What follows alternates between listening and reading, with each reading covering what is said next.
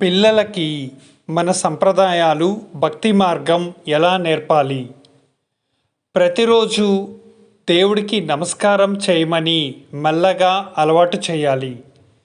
పడుకునే ముందు ఒక శ్లోకం లేదా మన పురాణాలు నేర్పించండి. పండగల ప్రత్యేకత, ఆచారాల వెనుక ఉన్న అర్థం చిన్నగా అర్థమయ్యేలా చెప్పాలి. చిన్న వయసులోనే శివుడు, రాముడు, కృష్ణుడు, హనుమంతుడు లాంటి వారి గురించి కథలు చెప్పి వారిని ఇన్స్పిరేషన్గా చెయ్యాలి. ఇంట్లో పూజ జరుగుతున్నప్పుడు పిల్లల్ని చుట్టూ ఉండేలా చేయాలి.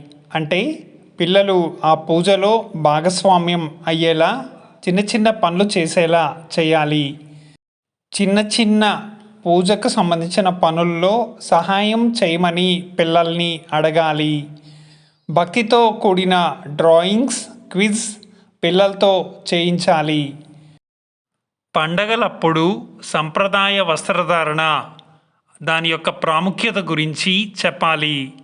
పెద్దవారిని ఎందుకు గౌరవించాలి, ఆశీర్వాదం ఎందుకు తీసుకోవాలి, ఇలాంటి విషయాలన్నీ కూడా భగవంతుణ్ణి ఆరాధించే భక్తిలో భాగమని చెప్పాలి.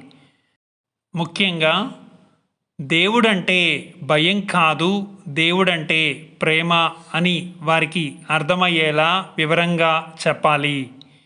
ఇలా పెద్దవాళ్ళు పిల్లలకి భక్తి మార్గాన్ని సులువుగా అర్థమయ్యేలా చెప్పినప్పుడు పిల్లలకి మన సంప్రదాయాలు, భక్తితత్వం బోధపడుతుంది.